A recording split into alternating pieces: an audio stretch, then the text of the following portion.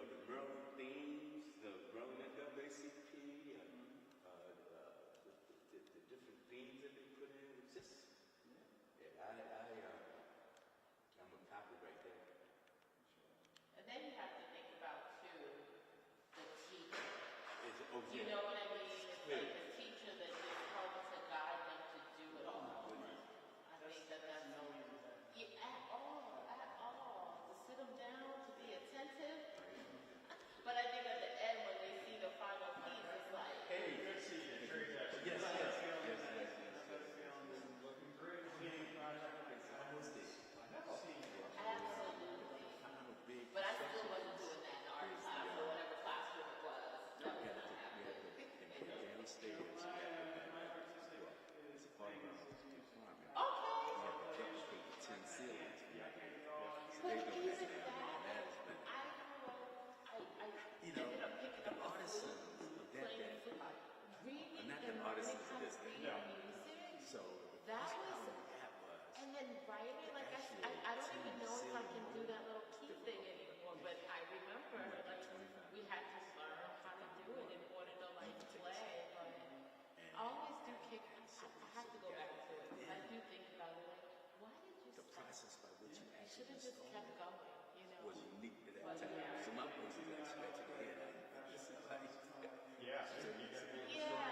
I feel like anytime I talk about it, I think about it again, and I'm like, why not? Just pick it up and just start playing. I have a friend that's like a real musician and like plays the flute. I always told him, like, I'll come to you for lessons one time. He's like, just get the flute and we'll talk about it. So I have a task. So we raised 14 million. Yeah, thank you. Thank you for reminding me of that memory. So I just got to talk to people.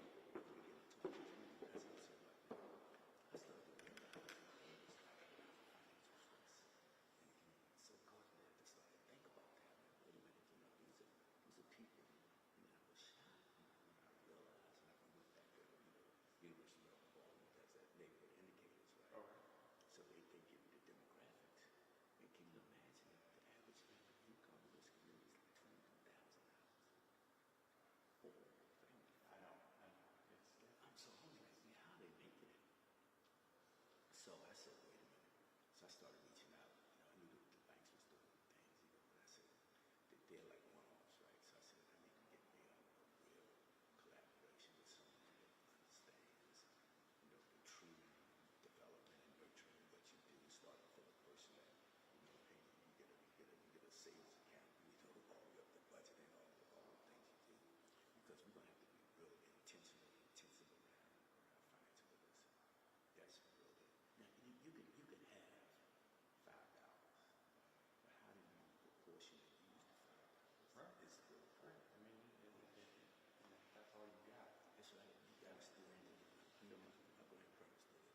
I'm back. I said, I look back at my grandmother. I said, she had a little bike, right? I said, what's that bike? She was talking about something. Yeah. I am made so loyal to this day that my grandfather gave me. Oh, yeah. And I just remember how he gave me that, and his whole idea was to save it. Yeah. It wasn't to spend it. Yeah. And I think that's another. It's a throwback to, the first It was. And it does give you It doesn't. Green stamps.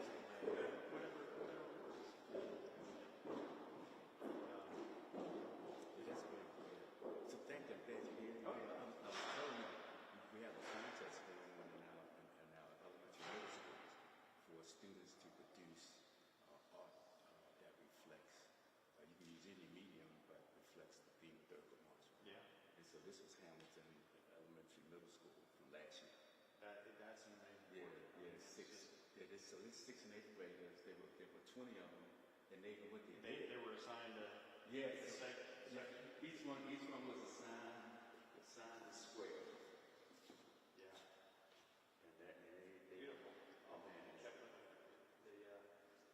The themes, the colors. Right. So we're gonna have them. They don't know that I actually bought this.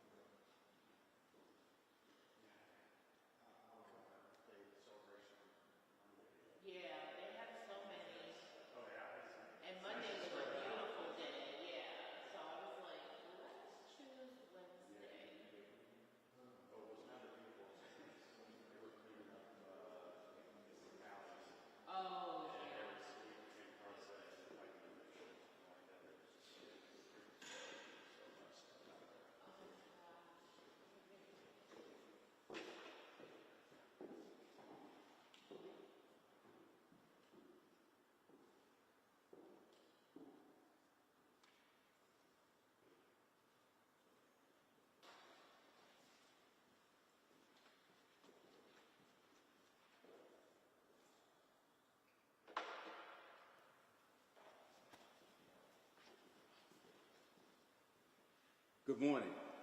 My name is Reverend Dr. Alvin C. Hathaway, Sr. I'm the President, CEO of the Love Community Services Corporation. It was founded in 2008 to address the systemic issues that impact persons living in 21217 and 21201. Allow me to focus your attention on a problem. In Upton, Druid Heights, the demographics, according to 2021 Baltimore Neighborhoods Indicator Alliance, is that the median household income is $23,780 a year. Percentage of children living below the poverty line is 58%. Percentage of families living below the poverty line is 39%. Percentage of households earning less than $25,000 is 52%. Percentage of population that's 25 to 64 years old is 51%. Percentage of household with no internet at home is 17%. Percentage of population 16 to 64 not in labor force is 39%. Percentage of population 25 years and older with less than a high school education is 16%. The problem in this community is that it is severely impacted by one, being a food desert, by educational outcomes, by also being a banking desert. And so today we are announcing a partnership with Solo Funds, where Beloved Community and Solo Funds are going to partner on a program that we're calling Banknotes. And the purpose of that program is to provide financial literacy to the people in this community. Let me tell you, the Justice Thurgood Marshall Amenity Center, where you are, which is at PS 103 Henry Highland Garnett, is in this Upton community. Our signature project of Beloved Community was the restoration of this amazing building built back in 1877. It was a $14 million historic restoration, but its goal was to be a catalytic investment in Upton, this once segregated school where Thurgood Marshall attended from 1914 to 1921. Thurgood Marshall, as some say, and I believe, is the greatest lawyer produced in America. He later would become the first African-American to be appointed to the Supreme Court. Our grand opening will be on July 2nd, which is Thurgood Marshall's 116th birthday. But I want people to know that this center will house organizations that will provide legal services, health and wellness, education, job readiness in aviation, airport management, hospitality, artificial intelligence, coding and graphics, as well as training in journalism. This will be a center for advocacy, education, and empowerment. Therefore, it is necessary for us to add to our quiver, add an arrow in our quiver, which is financial literacy. Financial literacy is the ability to understand and effectively use financial skills, including personal financial management, budgeting, and investment. This month, April, is Financial Literacy Month. So we're announcing this program today that we, Beloved Community, at the Justice Thurgood Marshall Amenity Center, will provide training and access for people in this community to financial literacy. A 2024 research by the TIAA Institute said that 43% of their survey reported that they were using expensive alternative financial services, such as payday loans and pawn shops. More than half lacked any emergency funds to cover 3 months of expenses. 37% were financially fragile. Financially fragile being defined as those persons who are able to come up with emergency funds, $2,000 in a month. Beloved Community Services Corporation's mission is driven to activate culturally sensitive, culturally relevant community economic development. Therefore, we will empower this community and we'll address this issue of financial literacy. And so we're announcing this partnership with Solo Funds. We're announcing this program called Banknotes. And there behind us, you have a landing page where you can register at Solo Funds /Banknotes, where you can come and we can gather who you are, the needs that you have, and we begin to teach you financial literacy. One of the things that I realize is that in this community, growing up, that the cost of living is such that many people are living just day to day. those that are working are living from paycheck to paycheck. And I think it's imperative that those of us in this community bring together the resources, bring together the training, bring together the partners to empower this community, a community that has been so rich in terms of its history and legacy. And so on this day, we are announcing that beloved community at the Justice Thurgood Marshall Amenity Center will conduct financial literacy for the people in this community. We want to make certain that we do close the wealth gap by ensuring that the residents, young people, old people, and those in this community have the understanding of how to use their finances as a tool to empower them, but also to empower the community. Thank you. Any questions? You touched on everything that I was going to ask about, so I think I'm good. Okay. All right.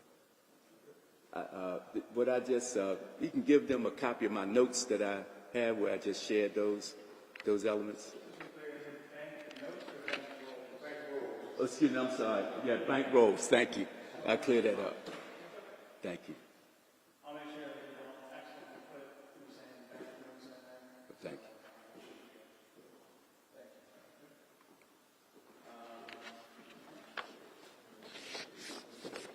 Well, thank y'all for coming. And there's more to come. Would it be okay if we, where's the classroom? Downstairs? Yes, it is downstairs. I can show you that. Just get a little video on the story. Once again,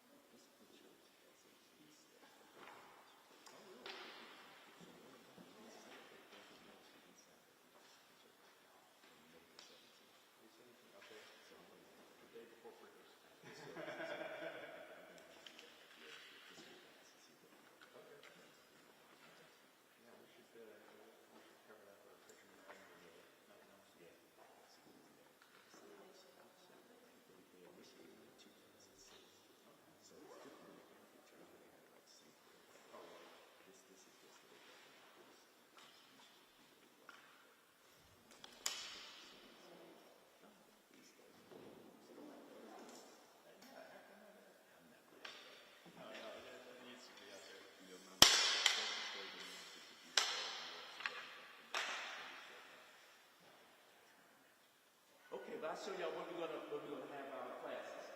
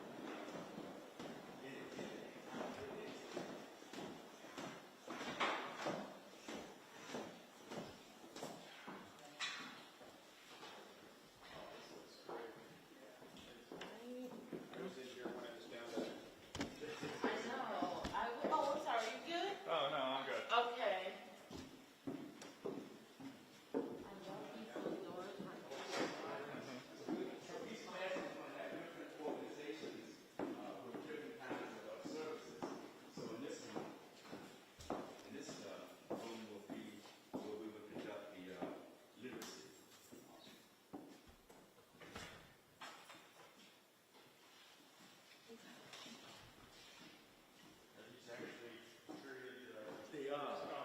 Yeah, they are. There was an antique dealer that had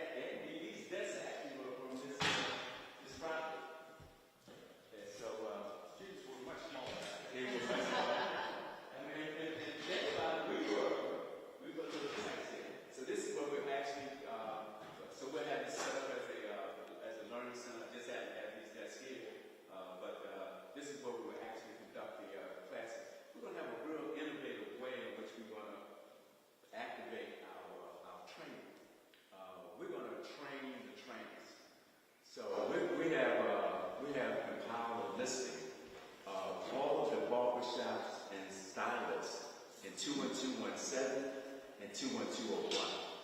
So our literacy training is actually going to begin with the barbers and beauty stylists in that community. So if you think about it, who has people at their disposal for a longer period of time than the barbers and the beauty stylists? So our first step is that we're going to train them and teach them the financial literacy.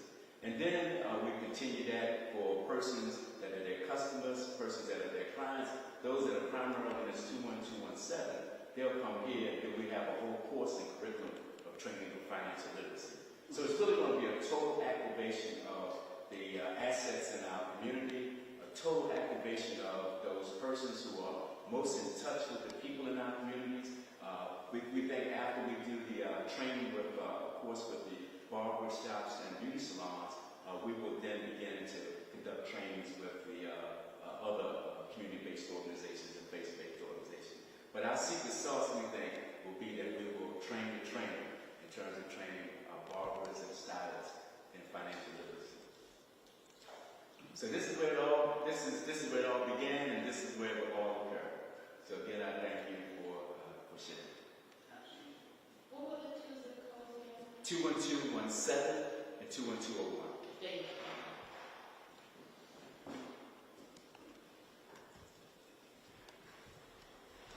Interestingly, all of the wood, the window sashes, the doors are all original to 1877. We restored these elements, sent them to an amazing restore here in our city, and even the glass, it's tough to see it, you can see it with your natural eye, but the glass that's wavery is that prison glass. We were able to restore about 60% of the glass from that period. So that was actually 1877 glass and 1877 wood there. The color scheme you see is the actual color scheme of that period as well. So I've had people come in who attended here in later years, and they were not aware that the school was just open. Back in that day, when they came to school, they put drywall and covered these window sashes, and they used the actual frame, the window sash frames, as the studs for the drywall. So everybody I brought in that went here in like the 30s or 40s or 50s, they said, oh yeah, I never knew it was like this. Well, when we came, and of course it had been severe disrepair, when we pulled away the drywall to expose what was behind it, and this is what we discovered. And so, the truth was that them covering it up, I'm so glad that whomever it was didn't just totally tear down and just destroy these amazing elements that now survived the fire. This survived 1877. It survived World War I, World War II.